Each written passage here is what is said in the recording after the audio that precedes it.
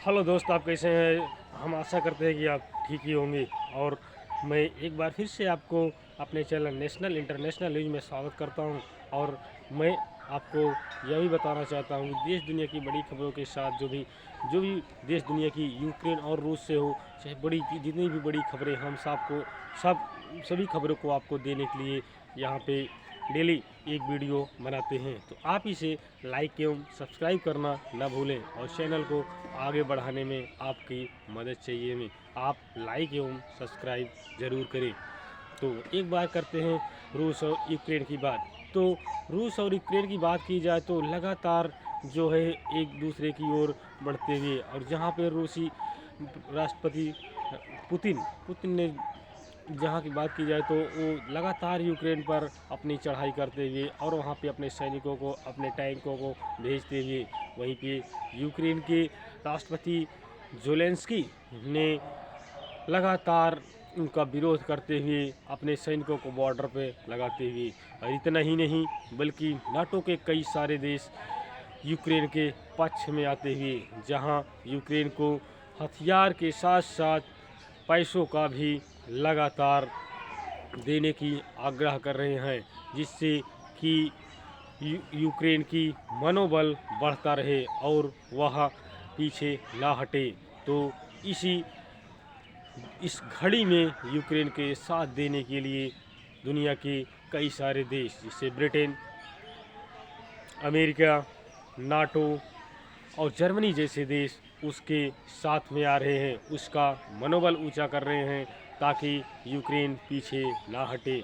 और इससे बल्कि यूक्रेन को ही नहीं, रूस को भी काफ़ी सारा नुकसान हो रहा है, क्योंकि वहाँ पे जिस तरीके के उसके पास हथियार दूसरे देशों ने उसको प्रोवाइड कर रहे हैं, इससे लगातार दबाव पुतिन पर भी बनता जा रहा है। चूँकि पुतिन ने कह रखा है कि उन्होंने यूक्रेन के राष्ट्रपति से बात करना चाहते हैं, वो भी बेलारूस में, लेकिन यूक्रेन के राष्ट्रपति ने बेलारूस से बात करने से साफ साफ इनकार कर दिया, क्योंकि यू जानते हैं पुतिन कि यहाँ पर काफ़ी हमारा भी नुकसान हो सकता है। तो ऐसे में वो कोई दूसरा ही तरीका लगा रहे हैं ताकि युद्ध ना हो और उनके सैनिकों को भी काफ़ी मदद मिले, और दूसरे तरीके से उस पर चढ़ाई करने की कोशिश कर रहे हैं। लेकिन वहाँ पे यूक्रेन के राष्ट्रपति लगातार उनका विरोध करते हुए, केवल राष्ट्रपति ही नहीं बल्कि दुनिया के कई सारे देश लगातार रूस की निंदा करते हुए, जहाँ तक की बात है अमेरिका भी उसके सारे व्यापार पर प्रतिबंध लगाता हुआ दिख रहा है। वैसे नाटो के कई सारे देश प्रतिबंध लगाते हुए, क्योंकि वहाँ पे अगर दबाव पुतिन के ऊपर बढ़ता ही जा रहा है तो पुतिन ऐसे में कुछ न कुछ निष्कर्ष निकालने के पक्ष में हैं। लेकिन पुतिन यह भी सोच रहे हैं कि कहीं हमने गलत फैसला तो नहीं ले लिया। यह गलत फैसला, यदि जितने ही नुकसान आप यूक्रेन के पहुंचाएंगे उतना ही यूक्रेन आपको पहुंचा सकता है। ये भी हमने देखा है, और लगातार प्रयास जो चल रहे हैं वो देखने में यही लग रहा है कि यूक्रेन अपनी धरती को छोड़ना नहीं चाहता, और उस पर चढ़ाई करके भी उस पर विजय प्राप्त करना इतना आसान नहीं होगा।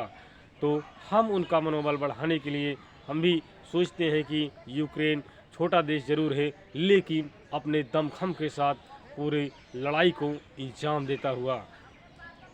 इतना ही नहीं, अगर बात कर ली जाए भारत में 5 राज्यों में चुनाव जो कि हो रहे हैं, और यूपी की बात की जाए तो यूपी में 5वें चरण का मतदान जो कि 27 फरवरी को हुआ, इसमें वोटिंग की बात की जाए तो 50 से 60% के बीच वोटिंग की उम्मीद किए जा रहे हैं कि इतने परसेंट वोट पड़े हैं। और अब बाकी 2 सीटों पर चुनाव होने हैं, जो कि आगे आने वाले दिनों में यह चुनाव होंगे। और खेल जगत की बात की जाए तो भारत और श्रीलंका के बीच भारत ने 3 T20 मैचों की श्रृंखला 3-0 से अपने नाम कर लिया। और यहाँ पे बात की जाए श्रीलंका को क्लीन स्वीप करता हुआ, कल भारत की ओर से बढ़िया श्रीलंका ने पहले बल्लेबाजी करते हुए 146 रनों का लक्ष्य दिया, जहां पे भारतीय टीम ने मात्र 4 विकेट खो करके 16.5 ओवर में 148 रन बनाकर यह मैच को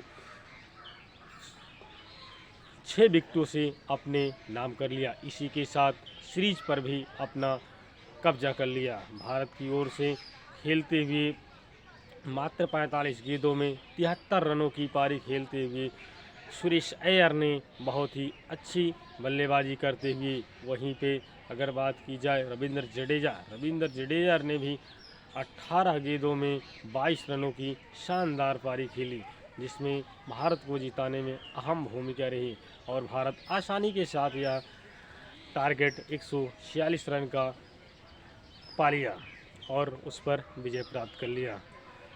तो हम आशा करते हैं कि आपको यह वीडियो ज़रूर पसंद आएगा। आप इसे ज़्यादा से ज़्यादा लाइक एवं सब्सक्राइब करें। नमस्कार।